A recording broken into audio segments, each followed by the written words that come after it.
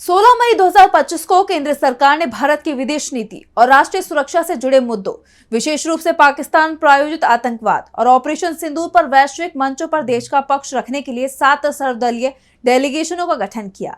इन डेलीगेशनों का मुख्य उद्देश्य भारत की स्थिति को अंतर्राष्ट्रीय स्तर पर स्पष्ट करना था।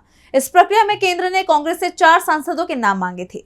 कांग्रेस ने आनंद शर्मा, गौरव गोगोई, सैयद नसीर हुसैन और अमरिंदर सिंह राजा वडिंग के नाम सुझाए, लेकिन सरकार ने केवल आनंद शर्मा को शामिल किया और शशि थरूर को एक डेलीगेशन का नेतृत्व सौंपा, जिसे लेकर कांग्रेस ने तीखी आलोचना की है।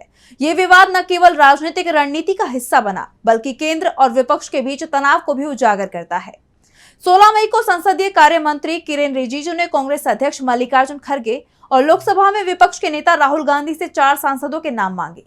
कांग्रेस ने समय सीमा के भीतर 4 नाम भेजे, लेकिन 17 मई की देर रात जारी आधिकारिक सूची में केवल आनंद शर्मा का नाम शामिल था। हैरानी की बात यह रही कि शशि थरूर, जिनका नाम कांग्रेस ने सुझाया ही नहीं था, उनको अमेरिका, कनाडा, ब्राजील, पनामा और कोलंबिया के दौरे के लिए ग्रुप 5 का नेता बनाया गया। कांग्रेस ने इसे केंद्र की निष्ठाहीनता और सस्ता राजनीतिक खेल करार दिया। कांग्रेस नेता जयराम रमेश ने सोशल मीडिया प्लेटफॉर्म एक्स पर बयान जारी कर कहा, 16 मई की सुबह मोदी सरकार ने कांग्रेस पार्टी से 4 सांसदों नेताओं के नाम मांगे, जिन्हें पाकिस्तान प्रायोजित आतंकवाद पर भारत की स्थिति को दुनिया के सामने रखने के लिए विदेश भेजे जा रहे प्रतिनिधि मंडलों में शामिल किया जाना था। इन 4 नामों को कांग्रेस संसदीय दल की तरफ से लोकसभा में नेता प्रतिपक्ष ने 16 मई की दोपहर 12 बजे तक संसदीय कार्य मंत्री को लिखित रूप में भेज दिया था। आज देर रात यानी कि 17 मई इन सभी प्रतिनिधि मंडलों की आधिकारिक सूची जारी कर दी गई है।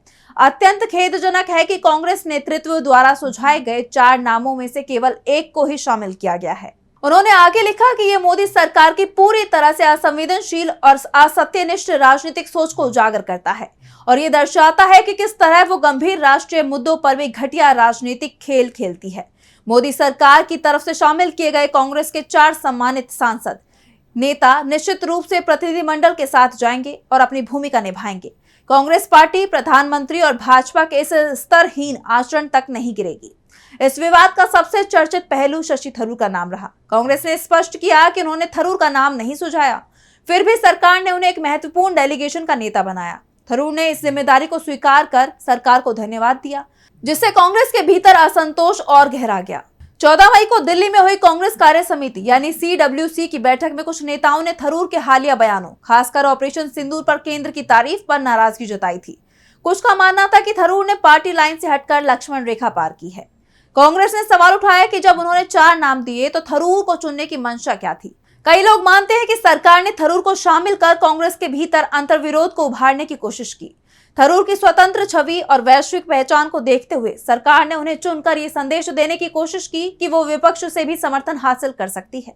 7 डेलीगेशनों में बीजेपी और सहयोगी दलों के सांसदों की संख्या अधिक है। ये प्रकरण कई आयामों को उजागर करता है। पहला, शशि थरूर को चुनना एक सोची समझी रणनीति प्रतीत होती है, जिसका मकसद कांग्रेस को असहज करना और उसके भीतर नेतृत्व संकट को उभारना हो सकता है। दूसरा, कांग्रेस की प्रतिक्रिया दिखाती है कि वो इस मुद्दे को राष्ट्रीय सुरक्षा और विदेश नीति पर सरकार की असंवेदनशीलता से जोड़ना चाहती है। हालांकि थरूर को लेकर पार्टी के भीतर असंतोष आंतरिक एकजुटता पर काम करने की जरूरत को दर्शाता है। कुल मिलाकर ये विवाद राष्ट्रीय हित से ज्यादा राजनीतिक स्कोर सेटलिंग का उदाहरण बन गया। कांग्रेस को अपनी एकजुटता मजबूत करनी होगी और सरकार को ऐसे कदमों से बचना चाहिए जो विपक्ष के साथ सहयोग की भावना को कमजोर करते हों। राष्ट्रीय सुरक्षा जैसे मुद्दों पर सभी दलों को राजनीति से ऊपर उठकर काम करना चाहिए।